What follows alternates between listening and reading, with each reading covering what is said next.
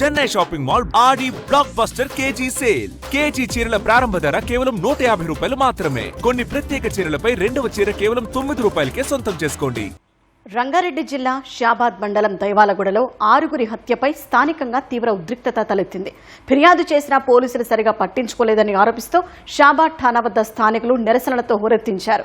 నిందితుడిని అప్పగించాలని డిమాండ్ చేశారు. సర్ది చెప్పబోయిన ఎమ్మెల్యే కాళీ యాదయ్యతో వాగ్వాదానికి దిగారు. ఈ ఘటనలో ఎస్ఐ రమేష్ సస్పెండ్ చేసిన అధికారులు బాధితులను ఆదుకుంటామని హామీ ఇచ్చారు. నిందితుడి కోసం పోలీసులు గాలిస్తున్నారు.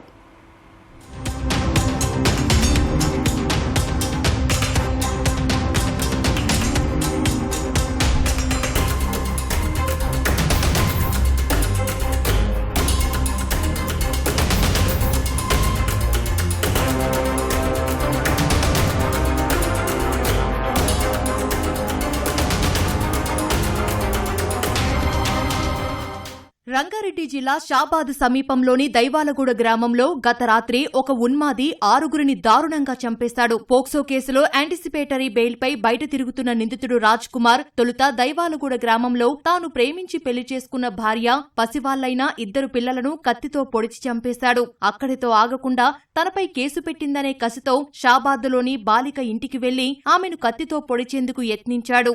అడ్డొచ్చిన బాలిక తల్లి లక్ష్మి, అమ్మమ్మ రుక్కమ్మను పొడిచి చంపాడు. అనంతరం బాలికను కారులో ఎక్కించుకుని స్వగ్రామం దైవాలగూడలో చెరువు వద్దకు తీసుకెళ్లాడు. అక్కడ బాలికను గొంతు కోసి చంపేశాడు. హత్యల విషయాన్ని తన తండ్రికి ఫోన్ చేసి చెప్పి తాను కూడా ఆత్మహత్య చేసుకుంటున్నానని పారిపోయాడు. కుమారుడు చేసిన దారుణాన్ని అతడి తండ్రి పోలీసులకు చెప్పగా వారు ఘటనా స్థలానికి చేరుకొని దర్యాప్తు చేపట్టారు.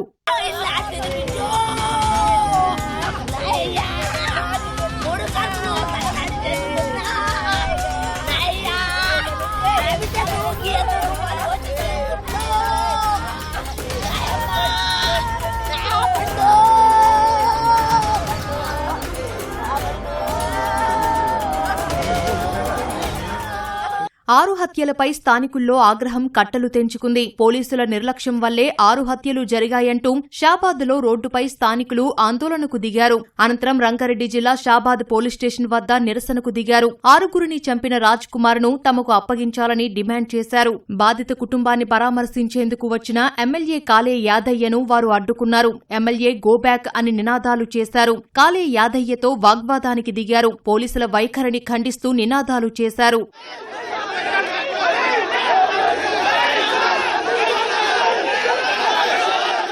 షాబాద్ పిఎస్ వద్దకు చేరుకున్న రంగారెడ్డి జిల్లా కలెక్టర్ నారాయణరెడ్డి కేసులో నిర్లక్ష్యంగా వ్యవహరించిన అధికారులపై చర్యలు ఉంటాయని ప్రకటించారు. హత్యకు గురైన బాలిక సోదరి మానసిక దివ్యాంగురాలు కావడంతో ఆమెను అన్ని విధాలా ఆదుకుంటామని హామీ ఇచ్చారు.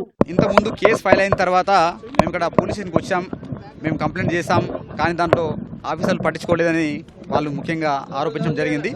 దానిపైన తరోగా ఎంక్వైరీ చేస్తాం. ప్రస్తుతం ఇప్పటికైతే ఎస్ఐని సస్పెండ్ చేయడం జరిగింది. బాధిత కుటుంబంలో ఎవరైతే వికలాంగురాలు ఉన్నారో ఆమెకు ఇమ్మీడియట్ రిలీఫ్ కింద ప్రభుత్వం 5 లక్షల రూపాయల ఎక్స్గ్రేషన్ ప్రకటించడం జరిగింది. అట్లే ఒకవేళ ఆమెకు ఇల్లు లేకపోతే ఇందిరమ్మ ఇల్లు ఇచ్చే విధంగా కూడా ఆదేశాలు ఇవ్వడం జరిగింది. ఆమెకు సొంతంగా తనకు తాను ఉండలేదు కాబట్టి తనకు ఎప్పుడు సపోర్ట్ కావాలంటున్నారు. ప్రభుత్వం సహాయంతో నడుస్తున్న డిజేబుల్డ్ కేర్ సెంటర్స్ చాలా ఉన్నాయి. అందులో మంచి దాంట్లో ఆ అమ్మాయి యొక్క బాగోలు చూసే విధంగా, సపోర్ట్ ఇచ్చే విధంగా ప్రభుత్వం సహాయ సహకారాలు అందిస్తుంది. దైవాలగూడ బాధితులను పరామర్శించడానికి వెళ్తుండగా బీఆర్ఎస్ నాయకులు సబితా ఇంద్రారెడ్డి, పద్మా దేవేందర్ రెడ్డి, ఆర్ఎస్ ప్రవీణ్ కుమార్, పట్నం నరేందర్ రెడ్డిలను పోలీసులు అడ్డుకున్నారు. ఒక్క సత్యవతి రాథోడ్ మాత్రం దైవాలగూడకు వెళ్లి బాధిత కుటుంబాన్ని పరామర్శించారు. నిందితుడికి ముందస్తు బెయిల్ రావడం ప్రభుత్వ వైఫల్యమేనని మాజీ మంత్రి కేటీఆర్ ఆరోపించారు.